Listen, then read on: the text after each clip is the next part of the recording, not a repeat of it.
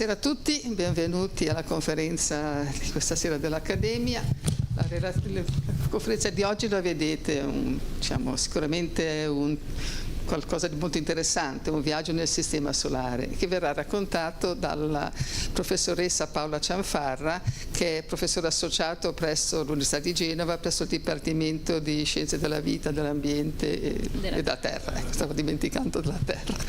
Va bene, la professoressa Cianfarra si interessa principalmente alla geologia strutturale e alle sue applicazioni, con particolare attenzione all'evoluzione tettonica delle superfici planetarie e dell'interazione ghiaccio-roccia in aree tettonicamente attive. Questo è il suo campo di ricerca. Ha partecipato a numerose spedizioni all'interno di progetti internazionali, è stata in Antartide, in Groenlandia, Svalbard, Islanda, direi posti tutti piuttosto freddi, quindi sul ghiaccio siamo. Oggi ci parlerà di, come potete vedere, del nostro sistema solare e praticamente ci parlerà delle caratteristiche geologiche e geodinamiche dei pianeti e dei loro satelliti. Sarà un percorso che parte dai pianeti terrestri, di tipo terrestre, per andare verso i giganti gassosi, soffermandosi anche sulle lune, per esempio di Saturno, di Giove, alcune delle quali hanno, promettenti caratteristiche. Non soltanto il sistema solare, ma anche qualcosa che sta al di fuori del sistema solare. Ci parlerà anche degli esopianeti che probabilmente sono un numero immenso, attualmente ne conosciamo circa 6.000, e che hanno la caratteristica di essere molto diversi spesso tra di loro, con caratteristiche fisiche, chimiche eccezionalmente interessanti e sicuramente da studiare. Lascio la parola alla professoressa Cianfarra, a lei. Grazie per questa introduzione.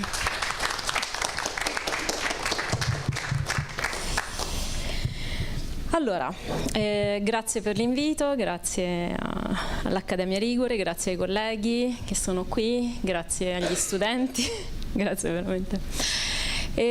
Allora, oggi proviamo a fare un viaggio all'interno del nostro sistema planetario e siamo anche un po' ambiziosi, cerchiamo di andare anche oltre i confini del nostro sistema.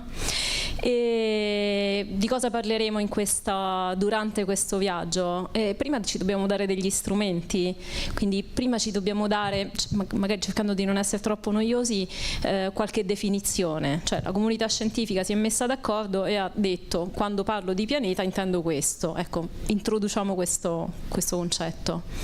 Dopodiché brevemente vedremo un attimo come tutto ebbe inizio, quindi come un sistema planetario può giungere a formarsi.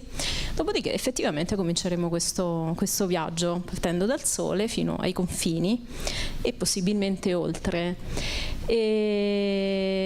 Oltre, quindi anche oltre i confini e quelli che sono gli esopianeti, di cui ricorre un anniversario in questi ultimi settimane, mesi. Perché tutto ciò?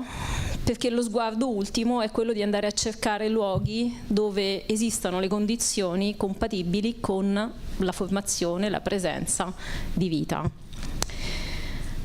Siamo pronti? E allora cominciamo. Allora, nel 2006 la comunità scientifica ha deciso di fare un po' di ordine. E allora, quando si parla di pianeta, che cosa intendiamo?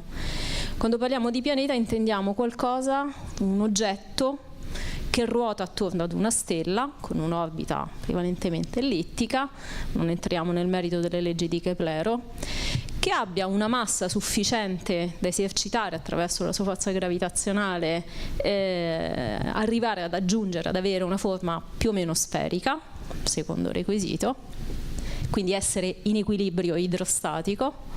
E la terza caratteristica è quella di aver ripulito la sua regione orbitale, quindi avere abbastanza massa che gli abbia consentito di attirare a sé i corpi minori, assemblandoli al suo stesso corpo, e quindi ripulire la sua zona orbitale.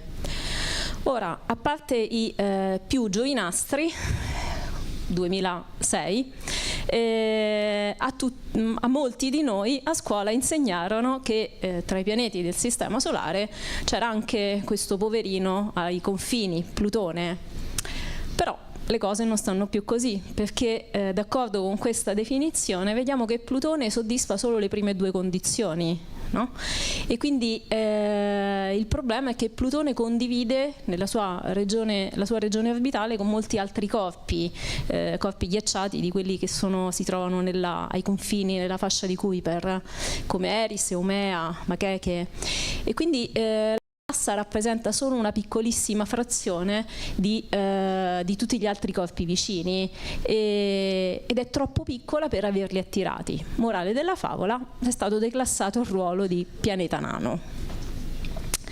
E Plutone è tra i corpi celesti del Sistema Solare, diciamo il 16° per grandezza e il 17° per massa. Per diametro è il più grande tra tutti i pianeti nani. Vedremo, ne citeremo qualcun altro nelle regioni più interne del Sistema Solare. Ha una massa, una dimensione più piccola addirittura di quelli che sono i principali e più grandi satelliti naturali, come i satelliti Medicei, satelliti di Giove, o ancora Tritone o Titano, o anche della stessa nostra Luna. Andiamo quindi a vedere effettivamente casa nostra, il nostro mondo e nel nostro sistema planetario. Il sistema nel quale viviamo è formato da 8 pianeti che ruotano attorno alla stella, cioè attorno al Sole, nella cosiddetta orbita di rivoluzione. Ma oltre a questo tipo di orbita sappiamo bene che ruotano anche attraverso su un asse che è il movimento di rotazione. Poi ci sono molti altri corpi, oltre ai vari pianeti ci sono vari altri corpi come gli asteroidi, quelli che si trovano più o meno nella fascia compresa tra l'orbita di Marte e di Giove, che invece hanno delle caratteristiche differenti, sono dei corpi minori, sono più piccoli. All'interno di questa fascia tuttavia si trova un parente di quei pianeti nani, come per esempio Cerere, e lo vedremo tra breve. E nel corso della loro rivoluzione attorno al Sole i pianeti, come dicevo prima dalle leggi di Keplero, si vengono a trovare periodicamente in un punto più vicino e in un punto più lontano, il perielio e l'afelio. Quindi sostanzialmente descrivono delle orbite ellittiche ed è per questo che si suole parlare di distanza media. Ed è qui che arriva l'introduzione, e finiamo qui con le definizioni, della cosiddetta unità astronomica. L'unità astronomica non è altro che la distanza media della Terra dal Sole, che è pari a circa 150 milioni di chilometri, che non è altro che la media tra la distanza all'afelio e al perielio, che sono circa 147-152 milioni di chilometri. E per avere un ordine di grandezza, sono una geologa e spero di riuscire a portare all'interno di questa chiacchierata un po' delle esperienze che come geologi abbiamo. Abbiamo sempre bisogno di fare un confronto con un caso reale. Proviamo a immaginare che il Sole sia grande come un SUV, come una macchina. Se il Sole fosse grande come un SUV, allora il nostro pianeta, la Terra, e Giove, che è il pianeta più grande del Sistema Solare, avrebbero rispettivamente delle dimensioni pari a, per quanto riguarda Giove, a 4 centimetri e mezzo, e invece per quanto riguarda la Terra qualcosa di ancora un ordine di grandezza più piccolo. E sempre in questa scala, se provassimo a ubicare il Sole, un ipotetico Sole, alle pendici delle Alpi, noi avremo che in questa scala il Giove si troverebbe addirittura in Egitto, mentre la Terra, per renderci conto, si troverebbe alle pendici del Gran Sasso. Ecco, questi sono gli ordini di grandezza e quindi le scale che in questa rappresentazione non sono lineari. Dunque andiamo un po' più vicino e andiamoli a descrivere questi pianeti che allontanandoci dal Sole sono rispettivamente a distanze maggiori, progressivamente Mercurio, Venere, la Terra, Marte, tutta quella fascia di asteroidi che si trova appunto tra Marte e Giove, dopodiché passiamo a Giove, Saturno, Urano e Nettuno. Allora ci chiediamo come è possibile che sia tutto iniziato? Quali sono le fasi che portano, le possibili fasi che portano alla formazione di un sistema planetario? Le conoscenze negli ultimi decenni e soprattutto nelle ultime decadi, 20 anni circa, hanno fatto dei grossissimi passi avanti anche grazie alla scoperta di corpi di pianeti che si trovano in altri sistemi planetari, quindi al di fuori del nostro sistema solare. E quindi si è arrivati a formulare delle ipotesi in cui uno dei modelli più accreditati prevede che ci siano diverse fasi. Si parte, come vediamo nel caso A, rappresentato in alto a sinistra in questa immagine, si parte da una nebulosa in cui la materia è distribuita in modo disomogeneo. La figura dovrebbe rappresentare con dei toni leggermente più scuri delle aree in cui si ha relativamente una maggiore concentrazione di materia.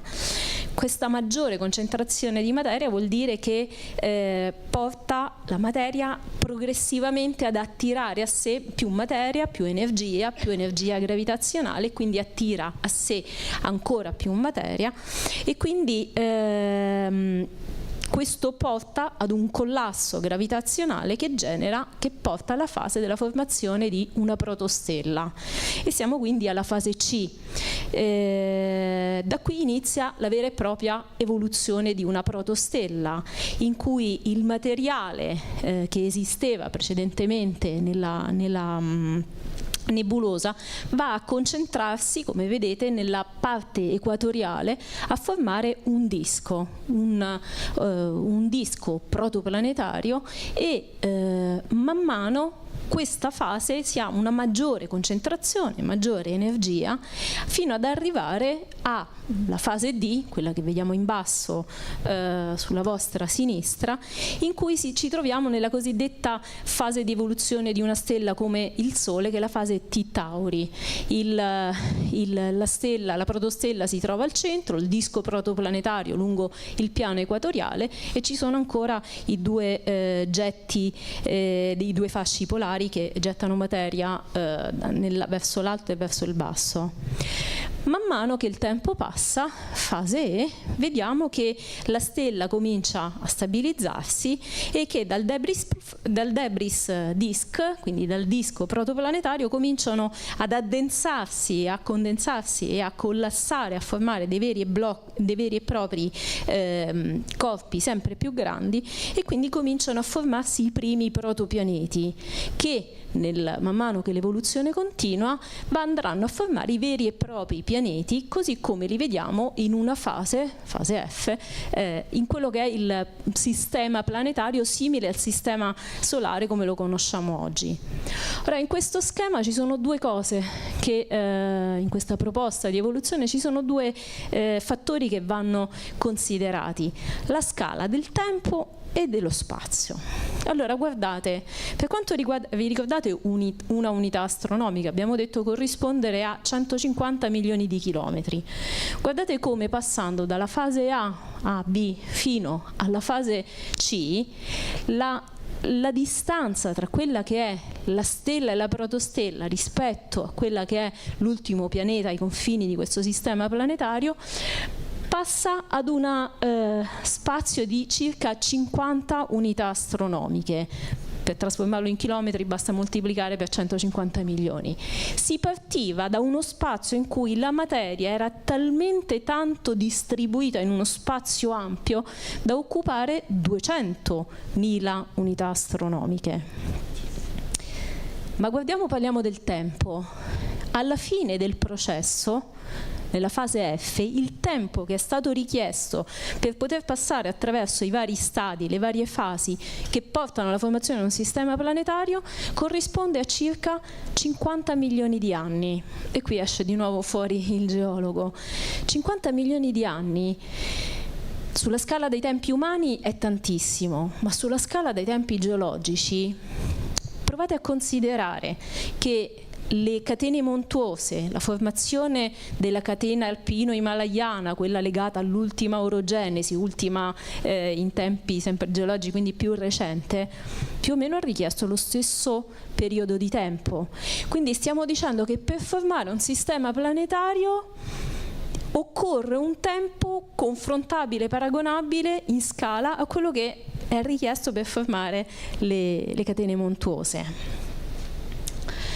In questa rappresentazione artistica in cui vediamo un disco protoplanetario, vogliamo sottolineare con questa linea gialla tratteggiata l'esistenza di una regione chiamata Frost Line, che attualmente per il nostro sistema planetario è collocata più o meno oltre l'orbita, poco dopo l'orbita di Marte, quindi tra Marte e Giove. Ecco, questa regione, questa fascia individua due regioni molto particolari, ed in particolare la zona più interna, caratterizzata ovviamente, potete immaginare, da temperature relativamente molto più alte, e poi da una zona più esterna, al di fuori della frost line, caratterizzata da temperature relativamente più basse. Che cosa succede? Che nella zona più interna sono stabili e possono essere in equilibrio soltanto quei materiali che hanno un elevato punto di fusione, quindi semplicemente abbiamo che all'interno di questa regione vadano a condensare quei pianeti che hanno composizione di ferro, silicati, mentre i materiali volatili come l'acqua, come l'anidride carbonica e simili tendono ad essere espulsi verso la periferia. Quindi stiamo dicendo che le caratteristiche del sistema planetario, la distribuzione dei pianeti, la loro composizione dipende anche da questo fattore, dalla distribuzione degli ingredienti che c'erano inizialmente, dalla distanza rispetto alla stella e da come l'evoluzione è proseguita.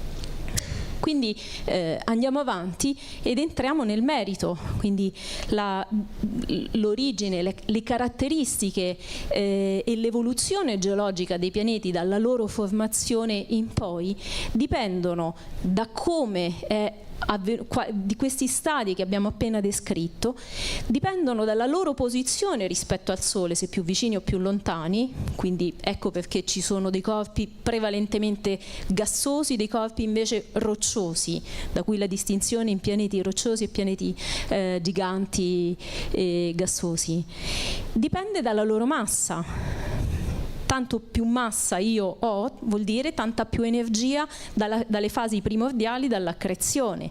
Tanta più energia vuol dire tanto più calore che dovrà essere disperso durante l'evoluzione, e dico evoluzione geologica successiva. Il calore è quel budget appunto di energia che alimenta l'attività geologica stessa, e quindi ci dà una misura di quanto un pianeta possa essere o possa essere stato, o per quanto tempo potrà essere geologicamente attivo. E quindi ecco che i pianeti del Sistema Solare si distinguono in quelli in alto, Mercurio, Venere, Terra e Marte, in pianeti anche detti terrestri, che condividono una caratteristica. La caratteristica che condividono è che hanno una densità media non compressa, parliamo di densità media, va bene uguale, più o meno simile, d'accordo? Avere una densità più o meno simile vuol dire, e considerando anche i processi che hanno portato alla loro formazione, vuol dire anche che hanno una struttura in gusci concentrici simile, ossia possiamo individuare un nucleo, un mantello ed un involucro, un guscio rigido esterno, una crosta, che si comporta in modi differenti. Questi sono i pianeti terrestri, pianeti rocciosi.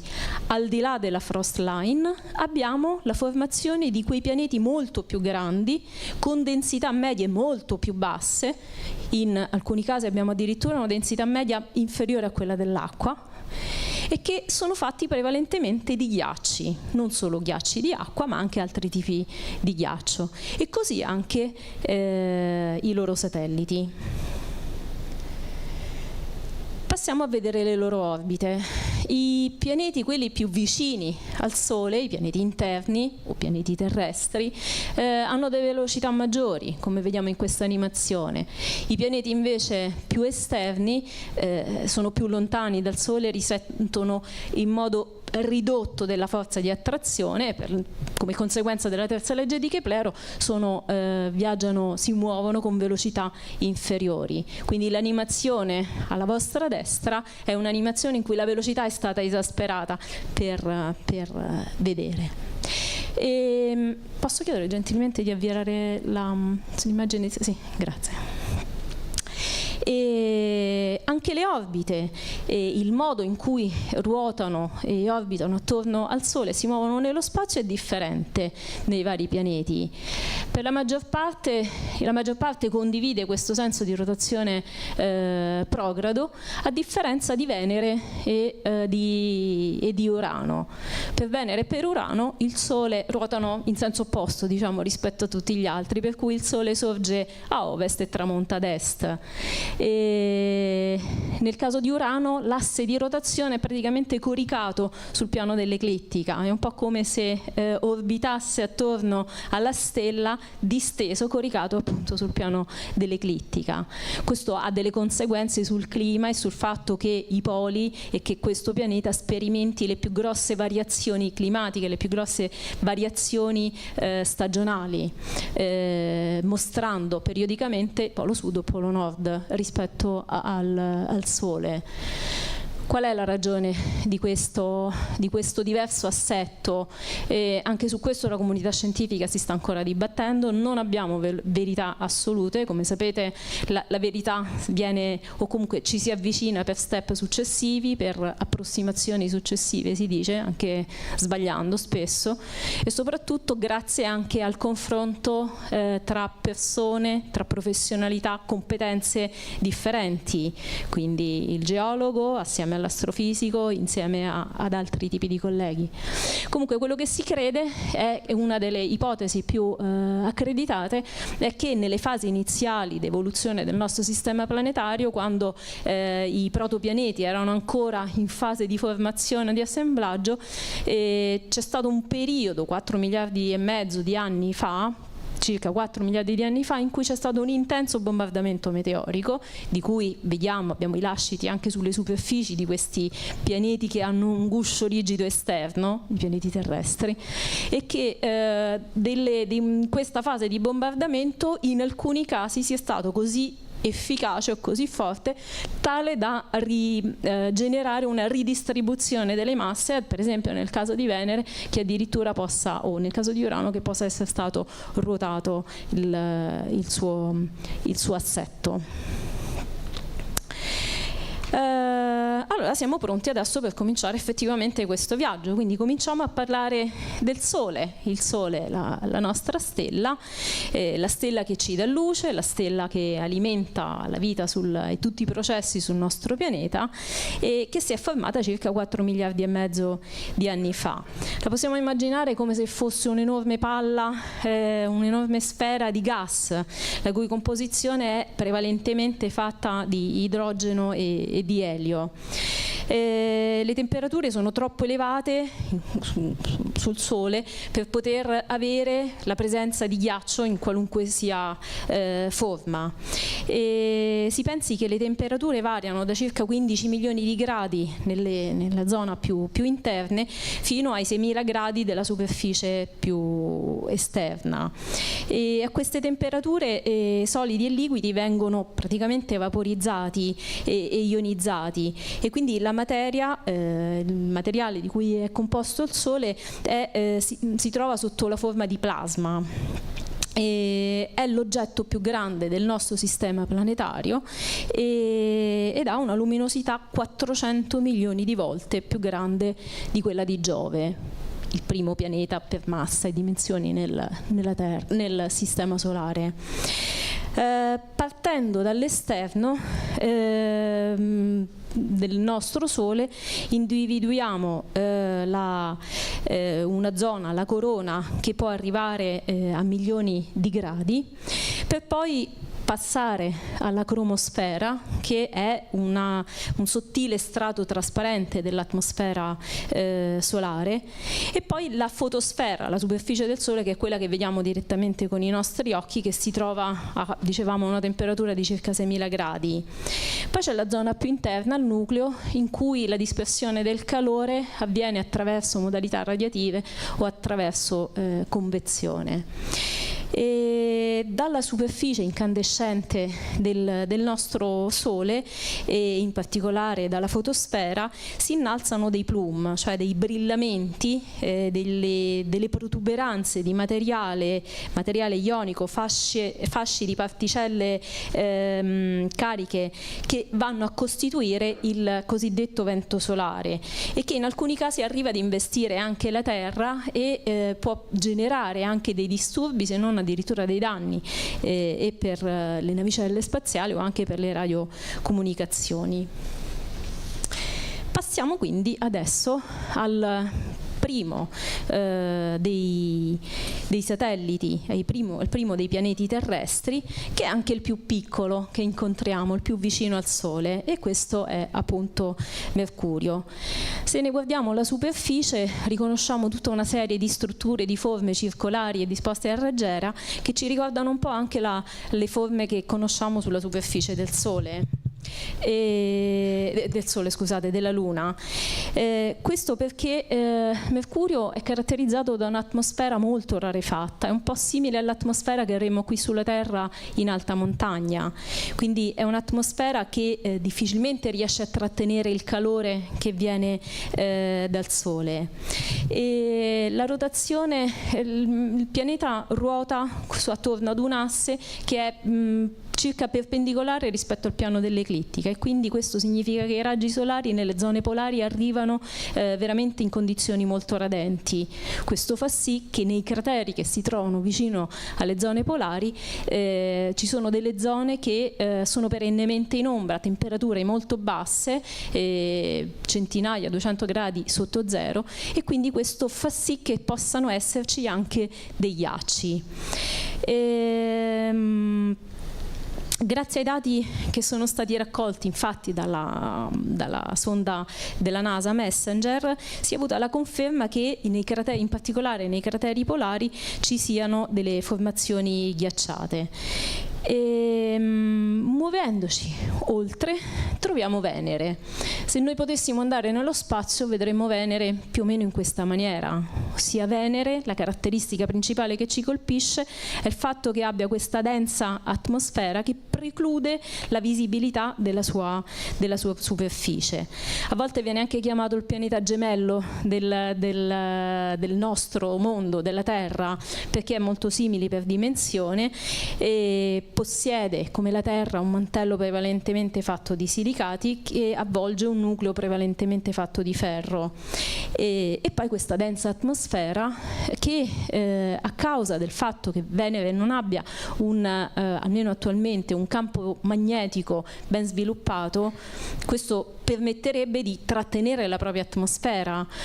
Invece il campo magnetico non c'è, e questo è un indice del fatto che ci deve essere qualche tipo di altra attività, in particolare di attività geologica e in particolare attività vulcanica, che alimenta la presenza di questa atmosfera che è fatta, che ha una composizione, diciamo, per un terrestre sarebbe un'atmosfera caustica, caratterizzata poco sopra la superficie di nubi di acido solforico.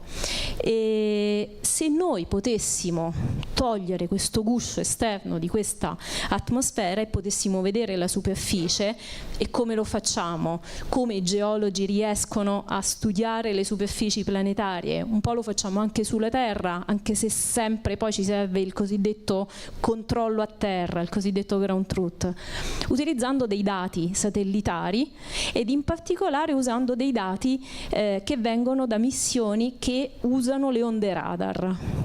Ecco, quindi utilizzando esattamente le immagini radar è possibile andare a vedere che la superficie di questo pianeta è costellato da una serie di vulcani e di vulcani che hanno emesso nel corso della storia geologica immense colate laviche di composizione prevalentemente basaltica. Accelero un pochino, c'è un recente lavoro del 2023 pubblicato su Science che ha permesso di andare a riutilizzare, rielaborare i dati acquisiti decenni fa, in particolare quelli della sonda Magellan della NASA, dati acquisiti negli anni 90, ed in particolare si è visto che il Mons Maat, uno dei più grossi vulcani della superficie venusiana, ha mostrato un cambiamento in alcune bocche eruttive a distanza di pochi mesi. Questo sta ad indicare che c'è stata un'attività vulcanica o comunque un'attività geologica tale da modificare, da plasmare, modificare le caratteristiche morfologiche della sua superficie. Sostanzialmente stiamo dicendo che ha ancora un budget di calore tale da alimentare un'attività geologica attuale, presente. E poi passiamo alla Terra. Questa è la classica immagine chiamata Blue Marble. Questa immagine fu ripresa dagli astronauti nel dicembre del 72 nella missione Apollo 17. Forse è tornata alle cronache questa missione, perché si parla adesso della missione Artemis. Sono passati più di 50 anni e fu proprio grazie a questi, fu l'ultima missione con degli astronauti attorno alla Luna, e questa immagine fu ripresa, gli astronauti avevano il Sole alle spalle e quello che caratterizza l'immagine è questo colore blu, da cui appunto Blue Marble, ad indicare il fatto che il nostro pianeta, il nostro mondo, ha come caratteristica principale la presenza di un'idrosfera, acqua allo stato liquido. Questo è uno, come vedremo, dei 3 ingredienti fondamentali affinché si possa avere la vita. Cioè le condizioni di pressione e temperatura sulla superficie del nostro pianeta sono tali per cui possiamo avere un ciclo dell'acqua e possiamo avere acqua nelle 3 fasi di solido, liquido e gassoso. Questo non è banale. E quindi è l'unico pianeta ad avere un'atmosfera più o meno trasparente, e si trova nella cosiddetta fascia abitabile. Tra poco la descriveremo meglio e diremo qualcosa di più su cos'è la zona abitabile. Quindi la Terra è il pianeta tra i pianeti terrestri con la più alta densità, è l'unico a presentare caratteristiche e tracce di attività geologica. La Terra si distingue dagli altri pianeti terrestri e anche quelli oltre i confini per il fatto che c'è tettonica delle placche. La Terra ha un guscio esterno rigido che è diviso in blocchi che si muovono relativamente l'uno rispetto all'altro, e questi processi, alimentati dal calore interno, fanno sì che noi possiamo avere la più grande variabilità di litotipi presenti nel Sistema Solare. Nessun altro pianeta ha rocce così diverse come quelle che possiamo trovare sul nostro pianeta.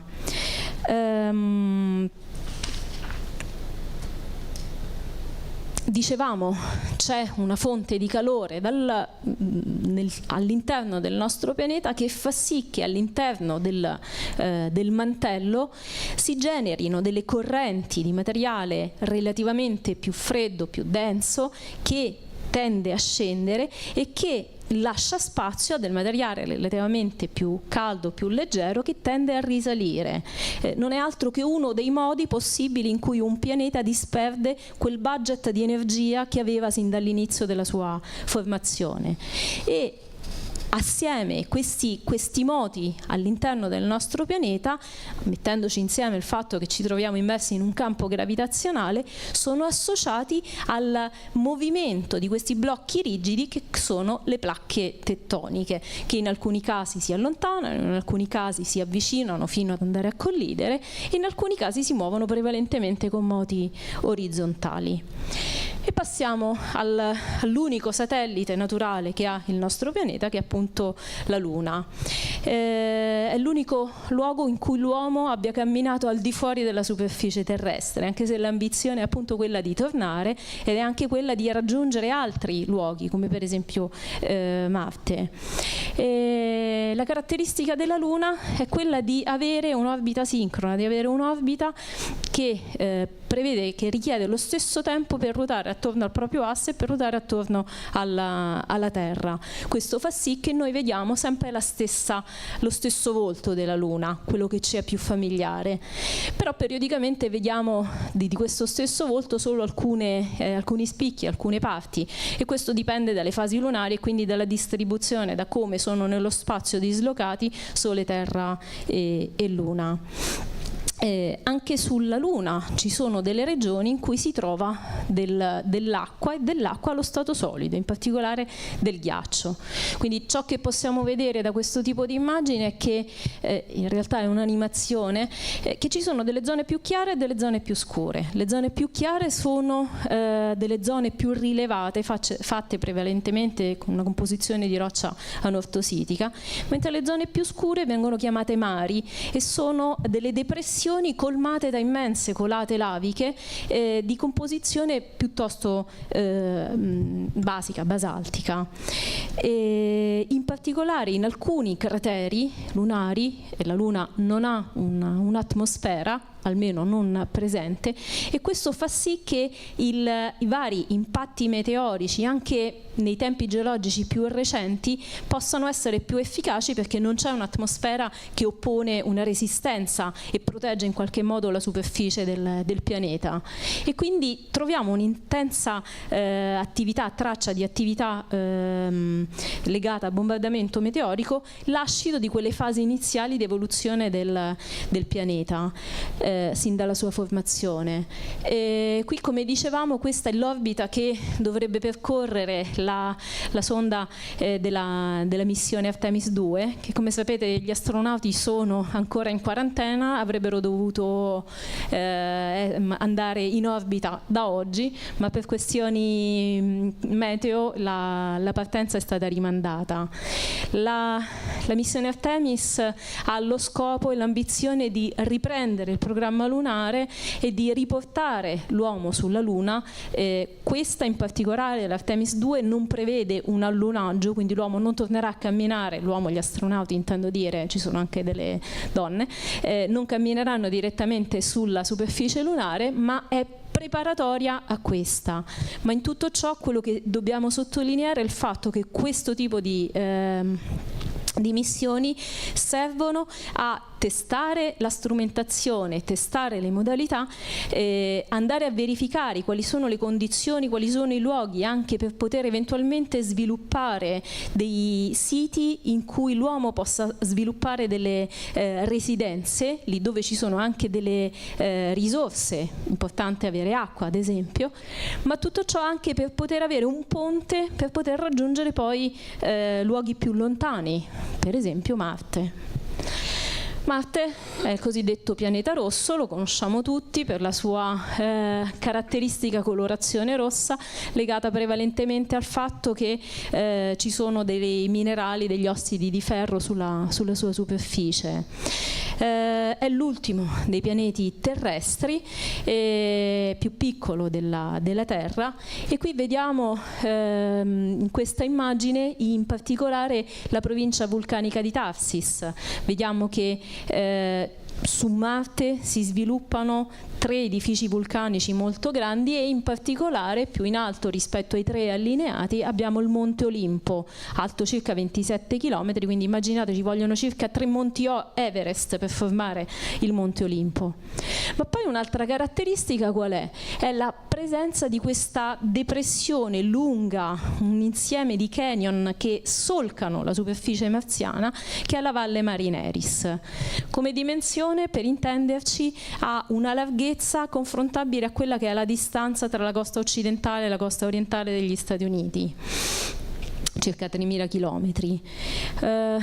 Quello che dico spesso a lezione è che agli studenti dei corsi di scienze della Terra, scienze naturali, è che osservando, descrivendo le caratteristiche della superficie di un pianeta, noi possiamo fare e comprendere meglio qual è stata la possibile evoluzione di quel pianeta.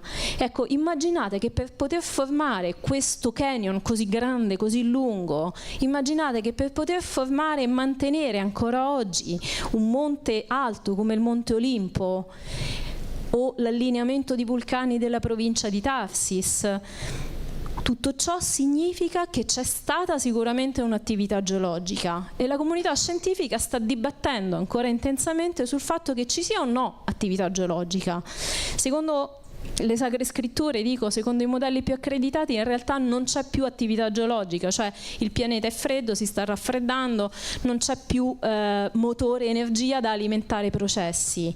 Ma sapete che della missione InSight, il sismometro che è stato si trova più o meno nella zona della Cerberus Fosse, che non si vede in questa immagine, questo strumento ha misurato dei terremoti la cui energia, la cui magnitudo è pari a circa 4,5.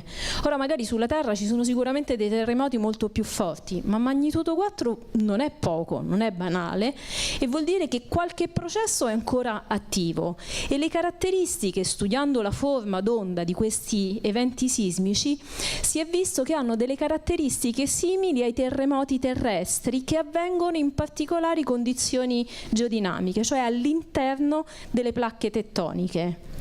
Ora, effettivamente si pensa che Marte sia un classico esempio di pianeta caratterizzato da un guscio rigido che si comporta come un unico blocco rigido, ma se guardiamo, e vedremo tra breve un paio di animazioni, esiste una fascia che separa la dicotomia crostale di Marte, che separa l'emisfero settentrionale da quello meridionale, e quindi ci sono luoghi in cui si possono anche concentrare degli stress e quindi avere degli indizi e anche forme che effettivamente ricordano delle forme tettoniche come quelle che abbiamo sulla Terra. Marte ha 2 satelliti naturali, sono piuttosto piccoli, dimensioni poche decine di chilometri, Phobos e Deimos.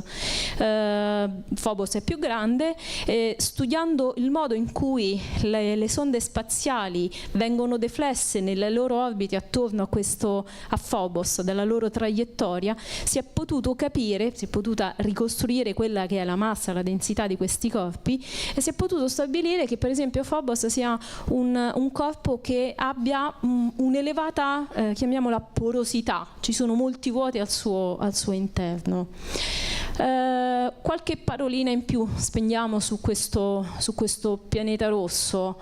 Ha una caratteristica simile alla Terra. Ai poli, sia al polo nord che al polo sud, ci sono delle calotte glaciali. Sono delle calotte di ghiaccio che raggiungono uno spessore di anche 3-4 km, similmente al ghiaccio della calotta antartica, e come vedete in questa immagine sono caratterizzate dalla presenza di solchi che descrivono delle forme spiraliforme, a forma di spirale. Queste vengono anche chiamate spiral trough. Il ghiaccio di cui sono costituite le calotte marziane non è fatto soltanto di ghiaccio d'acqua, ma contengono anche delle sacche imponenti, importanti di CO2, di anidride carbonica. Come è possibile studiare questi corpi? Attraverso una sorta di ecografia, si chiamano radargrammi, quindi con i dati del SHARAD, che permettono di vedere la stratigrafia, i vari orizzonti del ghiaccio della calotta, è possibile vedere l'architettura interna. E in questa immagine vedete che le linee arancioni sono in corrispondenza dei cosiddetti solchi che vedevamo prima, mentre le linee gialle descrivono diversi orizzonti che sono caratterizzati dal fatto di non essere piano parallele, ma hanno un'architettura particolare, sono variamente piegati e mostrano anche una variazione di spessore. Ecco, studiare queste forme, e questo pensate un po' come queste conoscenze possa essere traslato anche alla Terra, alle nostre calotte, permette di comprendere come si è evoluta la calotta, come è cambiato il clima sul pianeta e quali siano le cause possibili della loro formazione.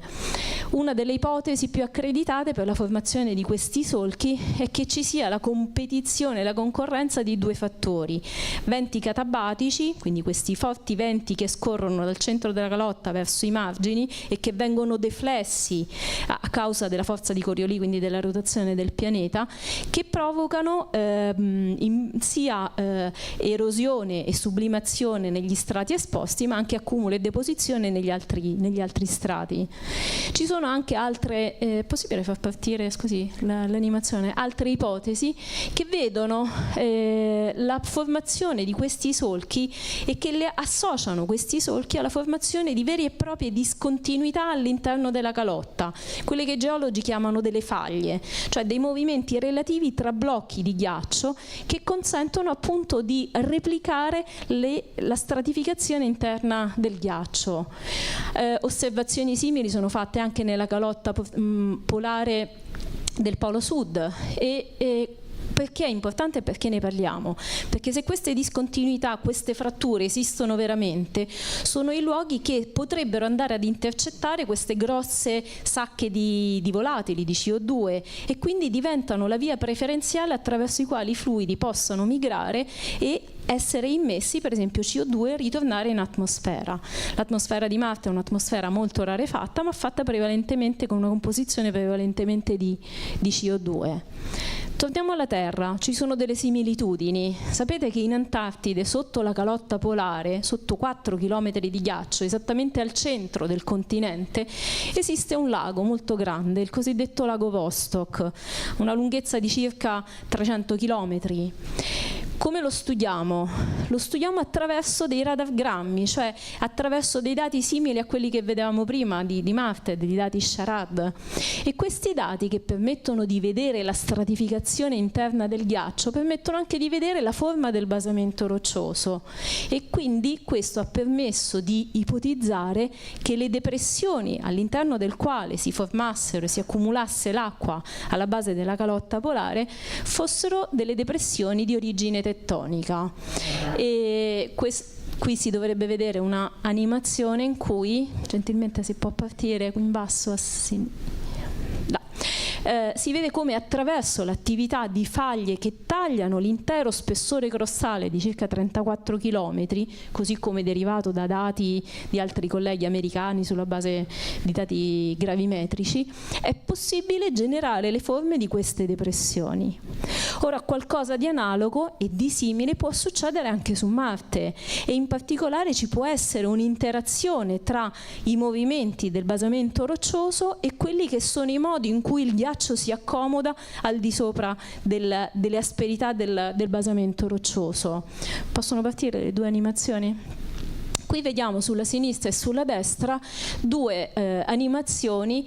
A sinistra vediamo un'immagine a colori naturali riprese dalla sonda Viking, invece nell'animazione di destra vediamo con falsi colori, cioè i colori corrispondono alle diverse quote. Quello che ci mostra l'animazione di destra è che le quote dell'emisfero settentrionale sono relativamente più basse rispetto alle quote dell'emisfero meridionale. Questo, vedete bene, molto impressiva il canyon della Valle Marineris e dei vulcani. Oltre a questo ci sono altri indizi.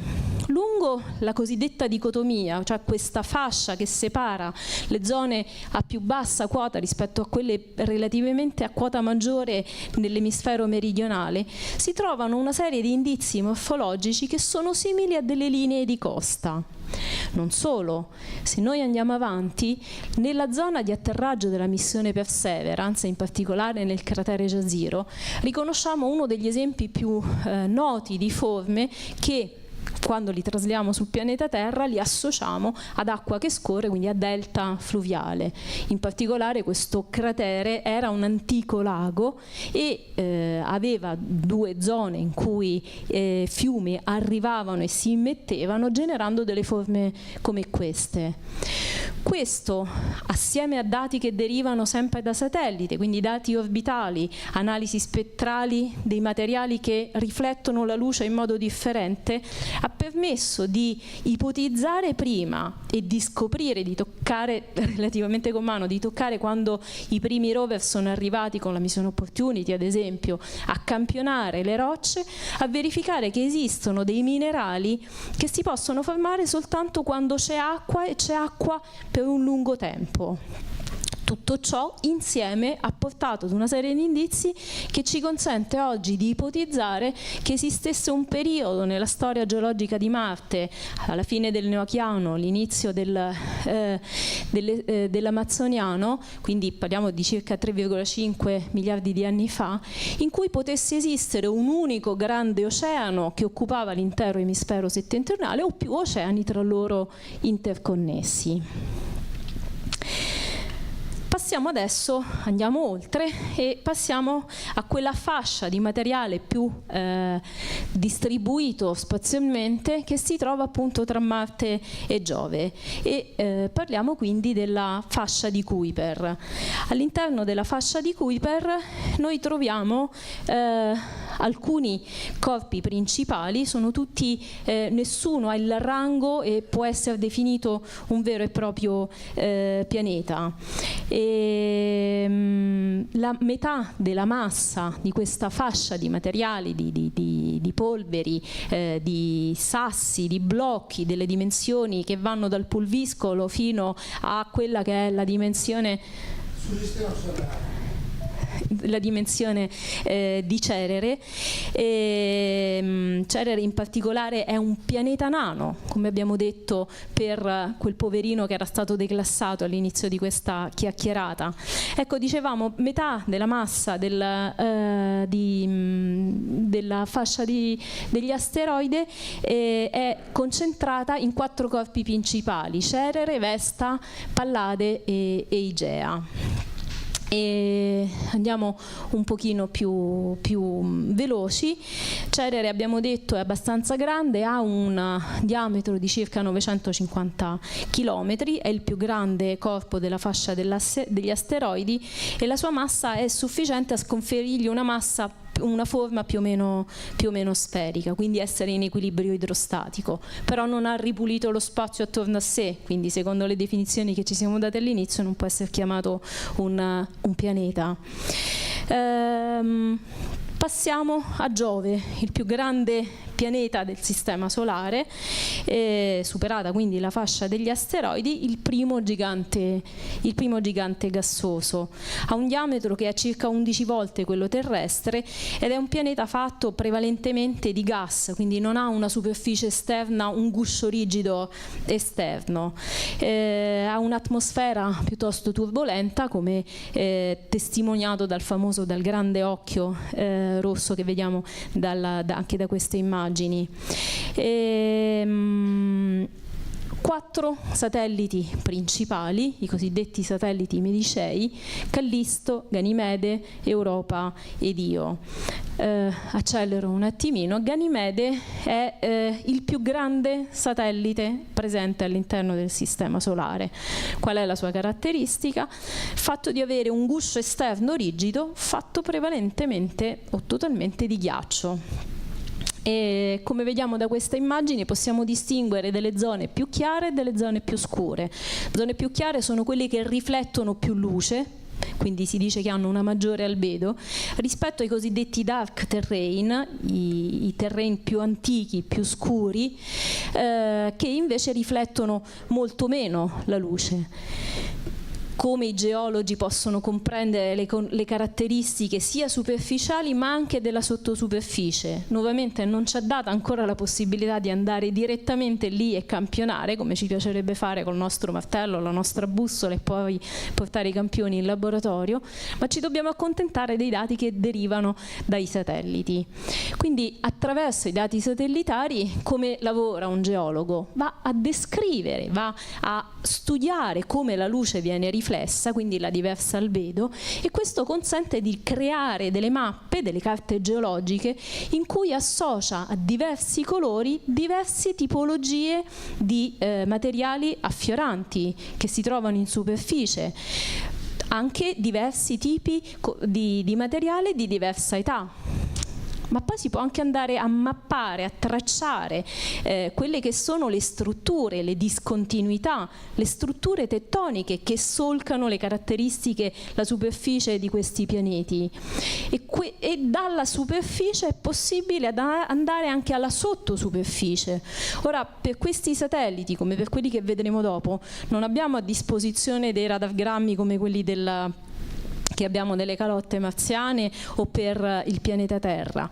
Tuttavia, applicando i concetti della geologia, conoscendo come si deformano i materiali, il ghiaccio tutto sommato è un tipo di roccia fatta di un unico minerale, H2O, no? È possibile riconoscere anche l'andamento in sottosuperficie e la forma di queste discontinuità e come queste si possano essere mosse, tanto da render conto di come questi solchi, questi canyon, queste fasce allungate siano state generate proprio per attività tettonica. Si pensa che sotto la crosta ghiacciata di Ganimede, ma così anche per Europa, l'altra luna di Giove, ci sia un oceano allo stato liquido. Quindi anche per Europa abbiamo questi solchi, queste fasce, queste depressioni e fratture che caratterizzano la sua superficie. Quindi vediamo un analogo, un dettaglio in alto, e quale potrebbe essere un analogo con blocchi di ghiaccio che si sono mossi l'uno rispetto all'altro e sollevati.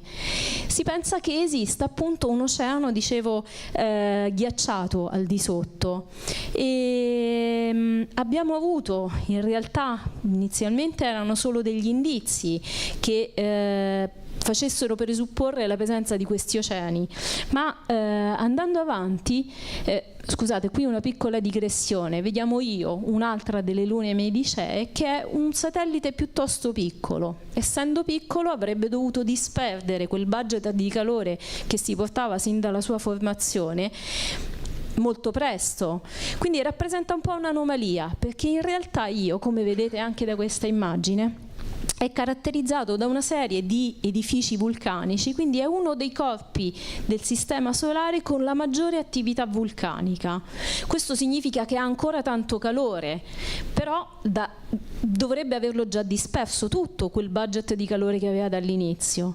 E allora si pone il problema di capire qual è il motore, chi è che fornisce questo calore.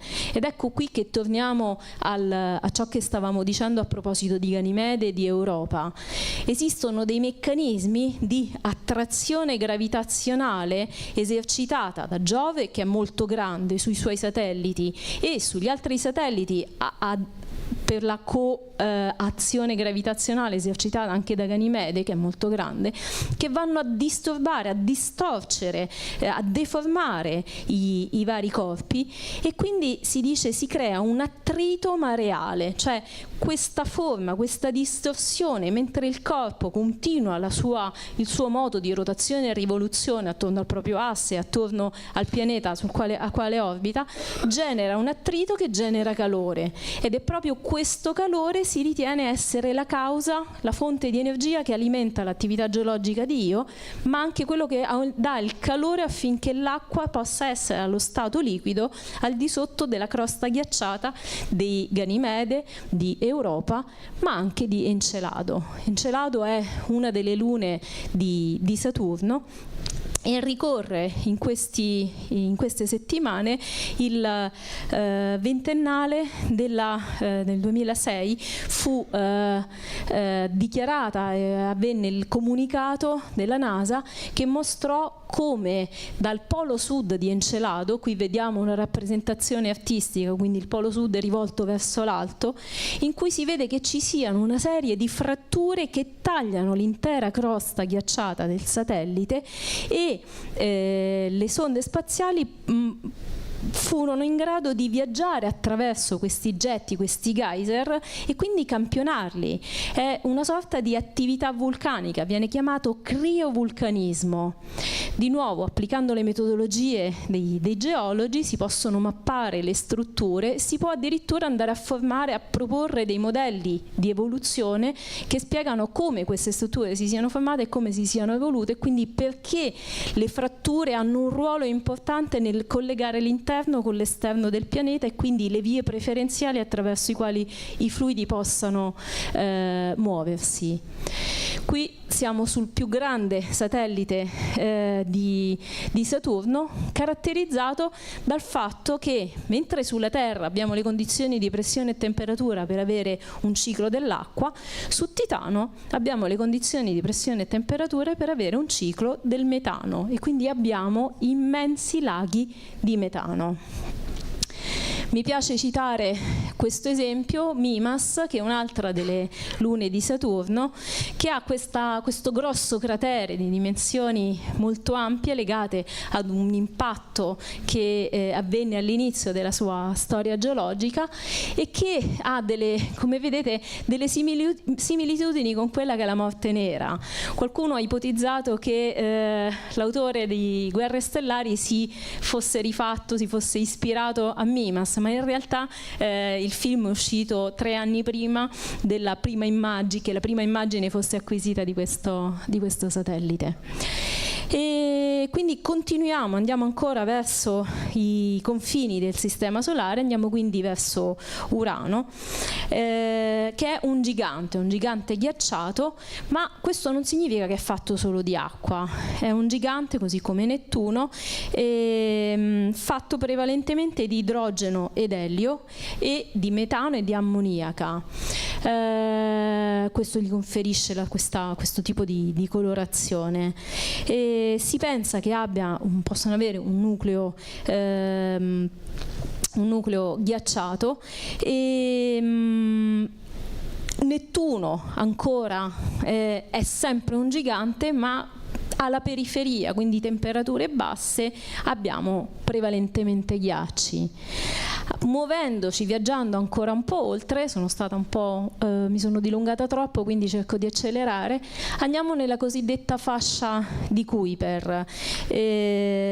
Si trova al di là dell'orbita di Nettuno, fino ad una distanza di circa 30 unità da circa 30 a 50 unità astronomiche. È simile alla fascia degli asteroidi che abbiamo descritto prima, ma a differenza di questa è caratterizzata soprattutto da materiali ghiacciati, e soprattutto di materiali fatti di ghiaccio di ammoniaca, non frammenti rocciosi, ecco. E ancora andando verso i confini troviamo ancora del materiale che si trova sì tanto distante, ma ancora tale da poter risentire dell'attrazione gravitazionale del Sole. È questa la nube di Oort, la possiamo immaginare come un'immensa sfera che circonda il nostro sistema planetario, ed è da questa regione che spesso si dipartono quelle masse ghiacciate che costituiscono le comete. E oltre sappiamo che circa 30 anni fa è stato scoperto il primo esopianeta, il 31 Pegasi b. Ad oggi, come diceva prima la signora che mi ha introdotta, sono stati censiti 6.224 esopianeti, e oltre a questi ce ne sono circa oltre 2000 che devono essere ancora confermati. come possono essere identificati, quali sono le prove per cui ci consentono di dire quel corpo effettivamente è un esopianeta. Ci sono dei metodi diretti e dei metodi indiretti, qui non entriamo adesso nel merito di ciascuno di questi, ma hanno dei pro e dei contro, l'uno e l'altro. In alcuni casi si va a studiare ad esempio la deflessione della curva di luce, cioè della luce che viene emessa da una stella, e a causa del passaggio davanti a questa stella di un pianeta la sua luce diminuirà, e questo permette di ricavare alcune delle caratteristiche dell'esopianeta. In altri casi si vanno ad applicare i concetti della curvatura dello spazio-tempo, e quindi si ha un'amplificazione apparente della curva di luce legata al fatto che le traiettorie vengono modificate. In altri casi ancora, questo è il metodo diretto della coronografia, viene applicato una sorta di filtro che va a oscurare la luce della stella e che permette quindi di identificare effettivamente i pianeti. Ma quali sono le caratteristiche che andiamo a cercare? Sostanzialmente ciò che muove spesso la curiosità è legato al fatto di andare a cercare quei luoghi compatibili con lo sviluppo della vita. Ed è a questo punto che dobbiamo dire che le conoscenze che abbiamo maturato fino ad oggi ci hanno fatto comprendere che il nostro sistema planetario è un sistema davvero esotico. Vale a dire, nel nostro sistema planetario i corpi più piccoli e rocciosi si trovano vicini alla stella, mentre per la maggior parte degli altri sistemi planetari che sono stati identificati si ha esattamente il contrario. I ghiacci, perché è importante studiare i ghiacci e perché i fluidi?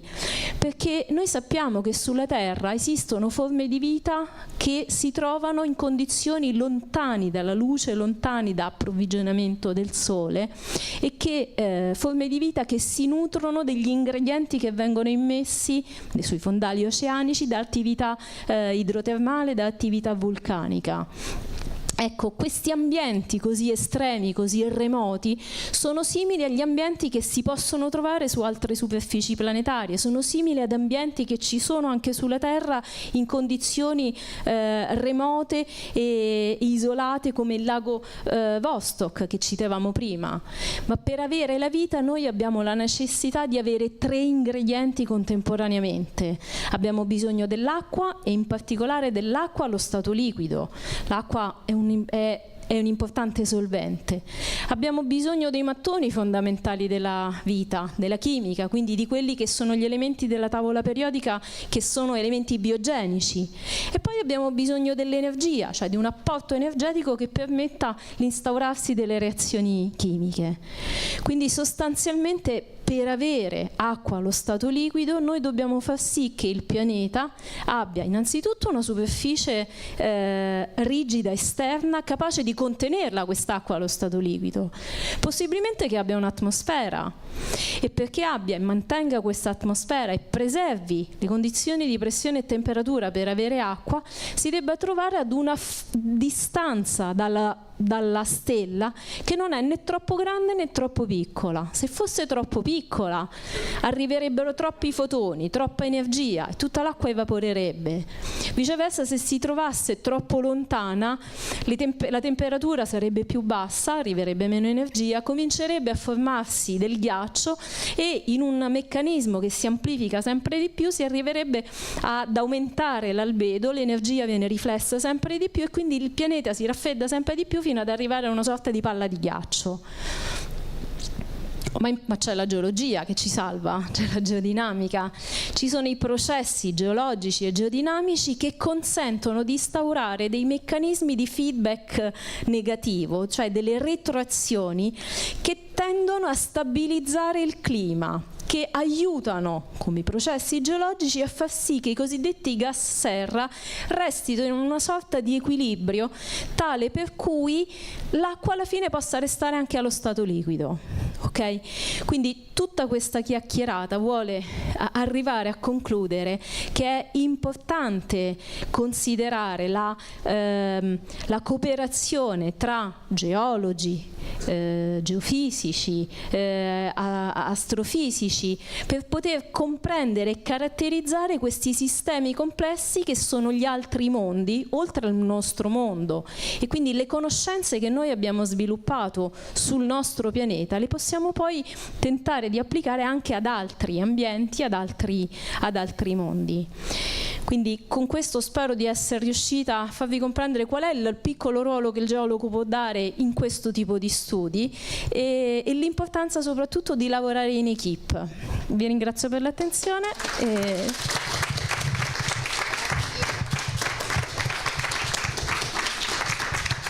Grazie per la fascinosa, potremmo dire, conferenza, ci ha portato in mondi lontani, potremmo dire così.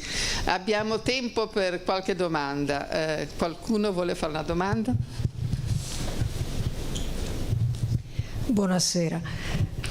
Molto brava, molto enticing, come si dice in inglese. Le faccio una domanda. Prima lei ha fatto vedere la morte nera. Allora, dal suo punto di vista, esistono effettivamente altri mondi? Siamo da soli? Oppure c'è qualcun altro altrove?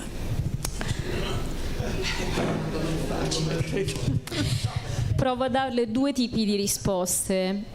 Quella dello studioso.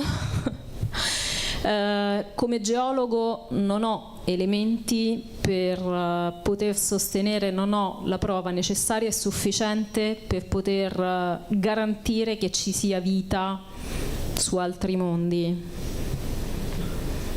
La risposta invece romantica, che forse richiama un po' un vecchio film, non so se l'avete visto, Contact, affascinante. Non vedo perché qualcuno, non vedo per quale ragione gli eventi siano stati tali per, tra virgolette, scomodarsi e sviluppare le condizioni per la vita solo sul nostro pianeta. Il fatto che noi non la abbiamo direttamente misurato o identificato biosignature, cioè tracce, la firma della vita in altri luoghi, non significa che non ci sia. Ok, quindi non possiamo dire sì, sicuramente c'è, ma non possiamo neanche dire il contrario ad ora. Lei cosa si augura? Assolutamente sì, perché no? Assolutamente. Va bene. Altre domande? Buongiorno, grazie per la presentazione.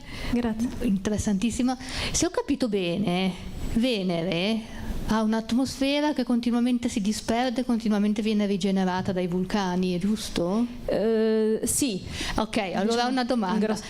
Allora il pianeta perde massa progressivamente? E se sì, da chi viene raccolta questa massa? Allora, ci concentriamo sull'atmosfera. Sicuramente, così come l'atmosfera anche terrestre del nostro pianeta non è identica a quella che il pianeta, che la Terra aveva, così come quella di Venere non è identica a quella che si aveva nelle fasi iniziali di evoluzione geologica del pianeta.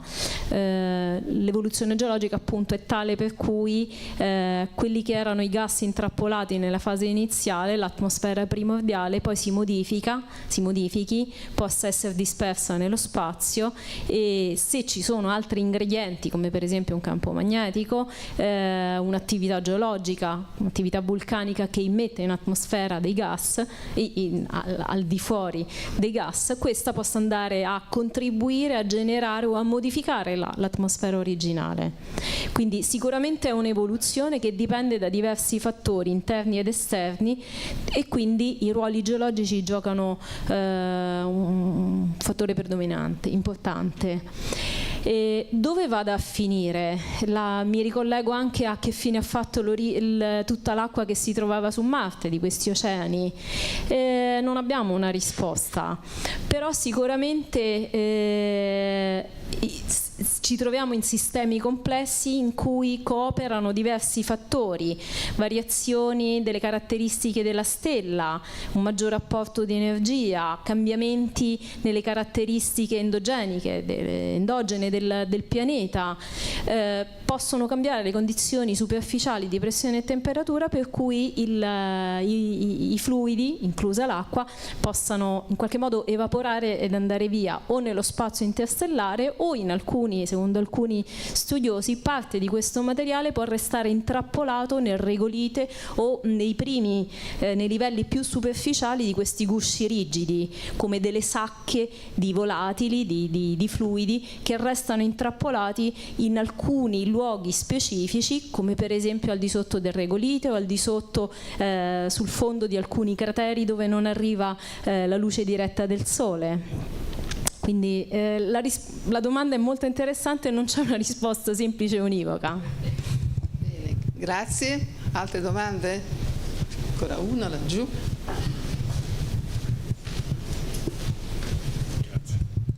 Grazie dell'attenzione. Volevo chiederle un'informazione. C'è Ercole Finzi che ha fatto quella scoperta dell'acqua sulla Luna, e praticamente, parlandone così, che stanno studiando per portarla eventualmente sulla Terra, come altrettanto le ricerche di portare dell'energia elettrica trasmessa attraverso onde radio praticamente sulla Terra, e quindi averla senza fare centrali o altro discorso. Quanto può esserci vero o possibile questa ricerca, secondo la sua esperienza? Grazie. Non ho le conoscenze ingegneristiche per poter dare un'opinione in merito, però da ciò che ne so, questo tipo di risorse sono di importanza strategica soprattutto nell'ottica dello sviluppo di possibili insediamenti umani sulla superficie, piuttosto che portarla sul nostro pianeta. Faccio un'ipotesi portarla sul nostro pianeta immagino che abbia dei costi talmente elevati per cui non sia economicamente vantaggioso. Non escludo che non si possa fare, però la realizzazione di questa opera immagino che sia abbastanza dispendiosa. Viceversa, l'utilizzo di queste risorse in loco potrebbe essere, so che in questo senso gli studi stanno andando avanti, proprio per supportare un'attività umana, insediamenti, colonizzazioni per esempio sulla Luna, e anche come base poi per fare altre missioni verso corpi ancora più lontani, quindi una sorta di ponte verso Marte. Mm-hmm. Grazie. Avrei una domanda io. Certo. Allora, ha parlato di Venere. Venere potrebbe essere considerato un modello di inabitabilità ad oggi. Ad oggi. Però ho letto qualche tempo fa che hanno trovato tracce di fosfina. Ora, la fosfina è soltanto di produzione da microrganismi, dalla vita essenzialmente.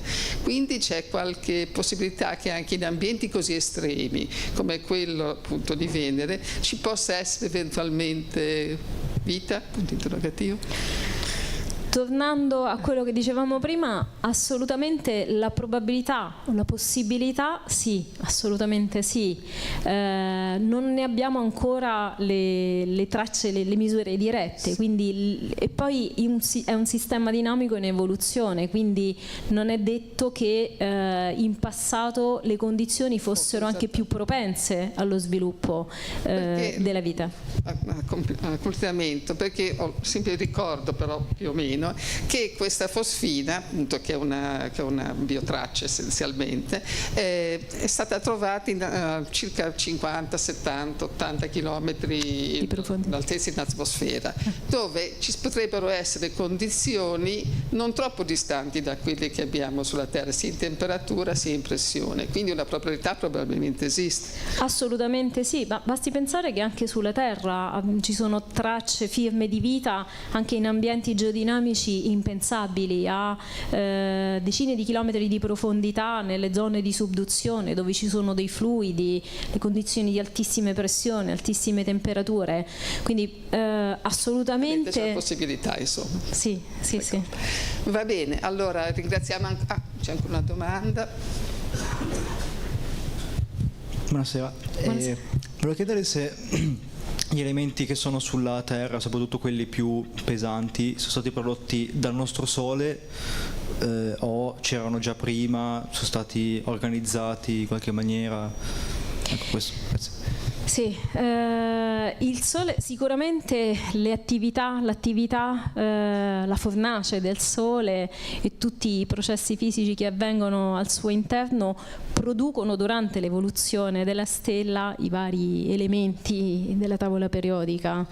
Direi che però gli elementi più pesanti siano quegli ingredienti, quei mattoni che c'erano a partire dalla nebulosa da cui tutto ha avuto origine e ha cominciato a formarsi, che a sua volta era il risultato dell'attività della vita di un precedente stella, quindi direi probabilmente anche precedenti.